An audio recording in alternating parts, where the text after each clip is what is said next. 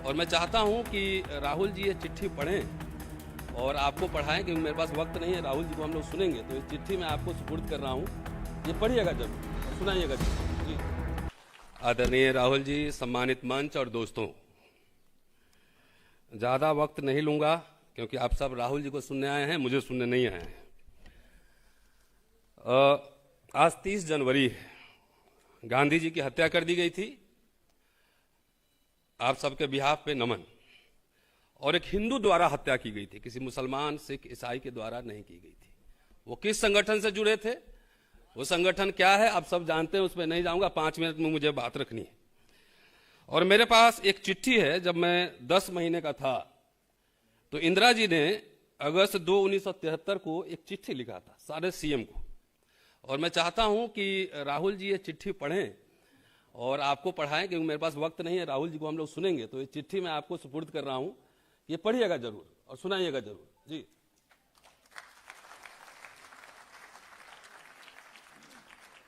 दोस्तों, वंचित समाज दिशा और दशा।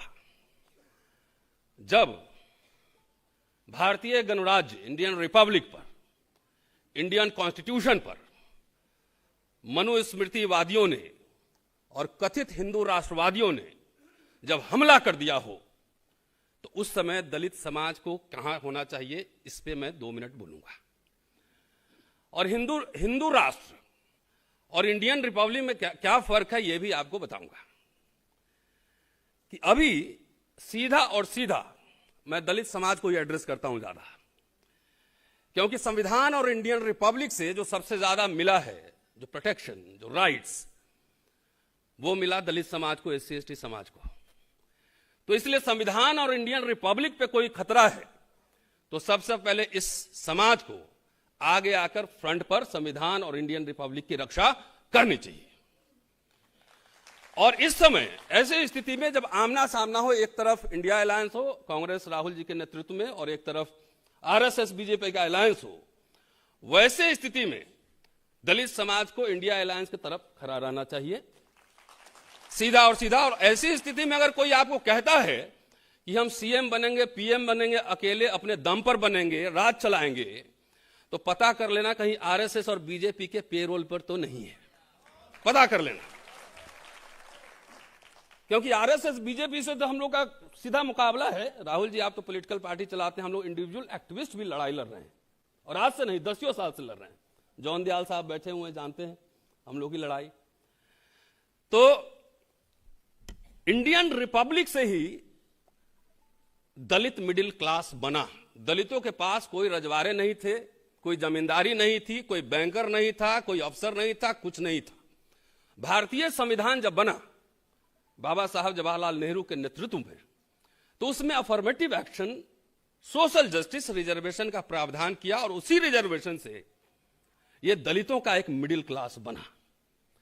जब गरीब भारत था तो एजुकेशन हमें फ्री मिल रहा था, फेलोशिप, वजीफा, नौकरियां, 3-3 नौकरी। आपने से बहुत सारे लोग बैठे होंगे, 3-3 नौकरी का ऑप्शन होता था कि ये नौकरी करें कि ये नौकरी करें।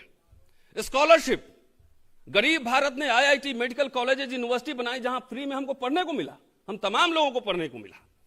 और मोदी जी कह रहे हैं कि 5 ट्रिलियन इकोनॉमी हो रहा है, वहां पे शिक्षा को बेचा जा रहा है। शिक्षा खत्म, दलित मिडिल क्लास खत्म। मैं विश्वविद्यालय में पढ़ाता हूं, मैं जानता हूं क्या चल रहा है यूनिवर्सिटी और इस देश में। तो इसलिए भाई, मैं तो अभी संविधान पे बहस चल रही थी Rahul ji, and I was watching closely what is going on. Indira ji पे बहस हुई, इमरजेंसी पे बहस हुई। मैं उम्मीद कर रहा था कम से कम इंडिया अलायंस का एक मेंबर ऑफ पार्लियामेंट, एक कांग्रेस का दलित मेंबर ऑफ पार्लियामेंट पर्टिकुलरली उठे संसद में और ये बोले कि मैं इंदिरा गांधी के डिफेंस में खड़ा हुआ हूं बोलने के लिए। यह बोलना चाहिए था। क्यों? इमरजेंसी का एक पार्ट हो सकता है। किससे दिक्कत थी इंदिरा गांधी से?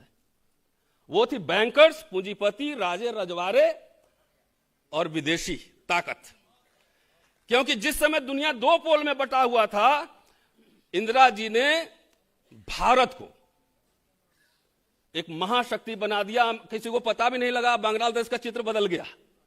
उससे कौन लोग नाराज थे? उससे कौन नाराज था? प्रीवी पर्स जाने से कौन नाराज था? जमींदारी उन्मूलन से कौन नाराज था? बैंक के नेशनलाइजेशन से कौन नाराज था? वो पूरा पहला कू था, वो भारतीय गणराज्य इंडियन रिपब्लिक के खिलाफ पहला विद्रोह था, वो जो जेपी लेड मूवमेंट था। और इंदिरा जी पे मैं तो बाबू जगजीवन राम इंदिरा जी को पढ़ रहा हूं, लगातार पढ़ रहा हूं, अभी पढ़ रहा हूं, और इस पे खुल के बहस होनी चाहिए। मैं राय आपको क्या दे सकता, लेकिन 2 आइडिया मेरे पास हैं। 6 मिनट हो गया, 1 मिनट और। मैं टाइम का पाबंद हूं, क्लास में टाइम से पहले जाता हूं, बाद में छोड़ता हूं। तो 2 आइडिया है कि एक तो आपके पास बड़ी टीम है, आप जो है एक टीम बनाइए कि जो आरएसएस कहता है कि 70 साल में कुछ नहीं हुआ, मैं नहीं कह सकता ना, मैं कोट टाई पहन के खड़ा हूं इधर, बढ़िया शर्ट है, बढ़िया पैंट है, ये सब हुआ 70 साल में। एकदम हमारे लिए गोल्डन एरा था, वो दलितों के लिए गोल्डन एरा था। ये अनदर पार्ट है, ये this is another reading of emergency. इस पे बहस होनी चाहिए, खुल के बहस होनी चाहिए। कोई हमें पीटता नहीं था, फ्रीशिप हो गया था, यूनिवर्सिटी कॉलेज में बुला बुला के पढ़ाया जा रहा था, नौकरियां दी जा रही थी, और पीटता था कोई तो पुलिस एक्शन में आता था। इंदिरा जी खुद बेलची गई थी हाथी पर बैठ के, नहीं है। तो हमें एग्रेसिवली ये बात को आगे बढ़ाना है। 2 आइडिया है, एक रिसर्च टीम पूरे पब्लिक सेक्टर यूनिट पे रिसर्च करे कि मोदी जी वही बेच रहे हैं जो इंदिरा जी और जवाहरलाल नेहरू और राजीव जी ने बनाया था, वही बेच रहे हैं। और मैं समझता हूं इंदिरा जी पे डिफेंसिव होने की जरूरत, सर डिफेंसिव होने की जरूरत नहीं है, क्योंकि जो स्थान इतिहास में बिस्मार्क का है जर्मनी के यूनिफिकेशन में, जो स्थान अब्राहम लिंकन का है अमेरिका के इतिहास में, वही स्थान मैं समझता हूं कि भारत में नेहरू जी, इंदिरा जी, तमाम ऐसे लोगों का वही स्थान है। अब मैं ताजुब होता हूं कि इतिहास, अभी एक किताब आई है इंदिरा जी पे और राजकमल प्रकाशन से अनुवादित है, अमेरिका में एक प्रोफेसर है, उन्होंने लिखा है। इस पे बहस होनी चाहिए और डिफेंसिव होने की जरूरत नहीं है, एग्रेसिव होकर अपनी बात रखनी चाहिए। और मैं दलित समाज से खास तौर से कह रहा हूं कि भारतीय गणराज्य में आपको नौकरियां मिली, शिक्षा मिली, फ्री का स्वास्थ्य मिला, वजीफा मिला, फेलोशिप मिला। आज हिंदू गणराज्य में हाल जाके देख लीजिए, दिल्ली यूनिवर्सिटी में 20,000 से कम में एक बच्चा नहीं पढ़ सकता है महीने का। हम लोग 600 रुपया में पढ़े दिल्ली यूनिवर्सिटी में। तो इसलिए हिंदू राष्ट्र में आरएसएस, बीजेपी आप लोग का शिक्षा, नौकरी सब छीन लेगा। और जो 70 साल में थोड़ा सा हम लोग बढ़िया कपड़ा हुआ था ना, और थोड़ा पेट भी निकल रहा था, खेत में काम करने के लिए भेजने की तैयारी कर रहा है कि आपका बीपी शुगर सब ठीक हो जाए, और कोट उतरवा देगा, खाली गले में टाई लटके छोड़ देगा। इसलिए किसी भी तरीके से राइटिस्ट फोर्सेस को हराइए और एक सेकुलर डेमोक्रेटिक भारत, और दलित पॉलिटिक्स हर समय सेकुलरिज्म के साथ जाएगा, कम्युनल फोर्सेस के साथ नहीं जा सकता है। शुक्रिया, जय भीम।